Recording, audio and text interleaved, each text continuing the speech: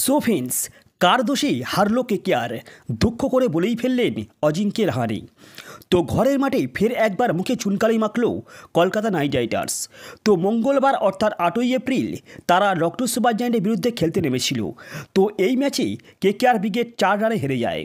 তো লখনৌ সুপার জায়ান্টের হয়ে আকাশদীপ এবং শার্দুল ঠাকুর দুটো করে উইকেট শিকার করেছেন। তো এই ম্যাচেই কলকাতা নাইট রাইডার্সের দলের অধিনায়ক অজিঙ্ক্য রাহানে 61 রান করেন, ভেঙ্কটেশ আয়ার 45 রান এবং সুনীল নারিন 30 রান করেন এবং সেই সঙ্গে রিঙ্কু সিং শেষ পর্যন্ত লড়াইটা চালিয়ে যান, কিন্তু দলকে তিনি জেতাতে পারেননি। 38 রানে অপরাজিত থেকে মাঠ ছাড়লেন রিঙ্কু সিং। তো এই ম্যাচ হারের পরেই দুঃখের স্বরে কী বললেন অজিঙ্ক্য রাহানে?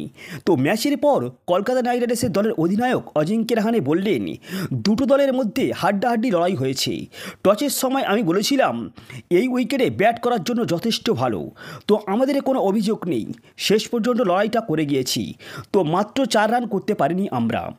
সঙ্গে তিনি আরও যোগ করেন, 230-এর বেশি রান যখন তাড়া করতে হয় তখন উইকেট পড়বেই, তো এটা একেবারেই স্বাভাবিক ব্যাপার। কিন্তু কলকাতা নাইট রাইডার্স দলের প্রত্যেকটা খেলোয়াড় যেভাবে লড়াই করেছে তা সত্যিই প্রশংসনীয়। তো এরপর খানিক দুঃখের স্বরে রাহানে বলেন, মিডল অর্ডারে ব্যাটসম্যানরা যদি আরও কিছুটা সময় কাটাতে পারতেন তাহলে এই ম্যাচটা আমরা অবশ্যই জিততাম। তো প্রসঙ্গত পরপর 4 ওভারে কেকেআরের ব্রিগেডে 4টে উইকেট হারানোর কারণে ম্যাচটা হাতছাড়া হয়ে যায়। তো রাহানের কথায় এই উইকেটে ব্যাট করার জন্য একেবারে আদর্শ ছিল। মিডল অর্ডারে সচরাচর বরুণ এবং সুনীল নারিন রাজত্ব করেন, কিন্তু আজ সুনীল সেই অর্থে জ্বলে উঠতে পারেননি। তো এটা বোলারদের কাছে বেশ কঠিন হয়ে যায়।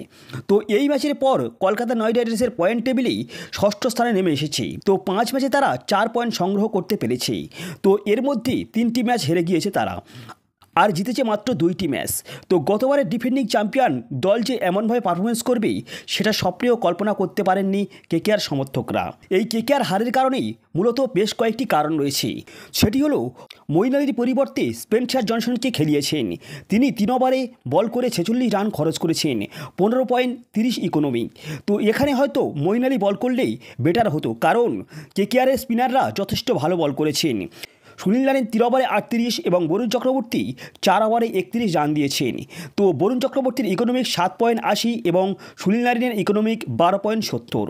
তো এই পরিপ্রেক্ষিতে যদি দেখা যায় তাহলেই এখানে মঈন আলীকেই খেলানো বেটার হতো।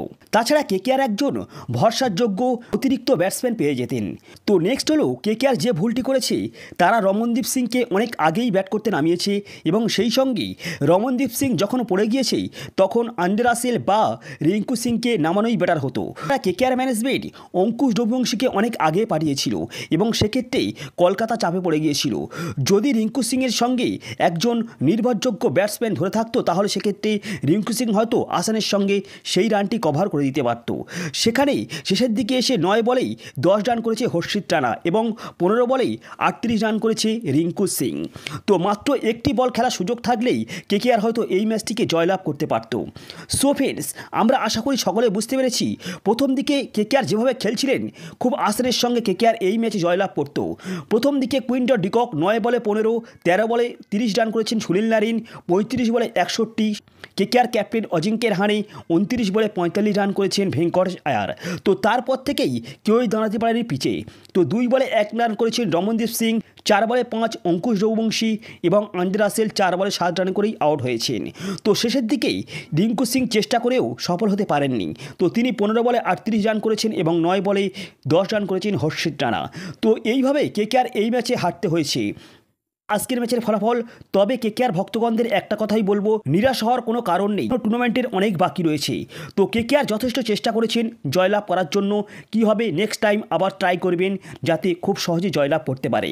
সো এই ছিল আজকের ভিডিও ভালো লাগলে অবশ্যই লাইক, কমেন্ট এবং চ্যানেলে প্রথমবার হয়ে থাকলে সাবস্ক্রাইব করে যাবেন। So good bye.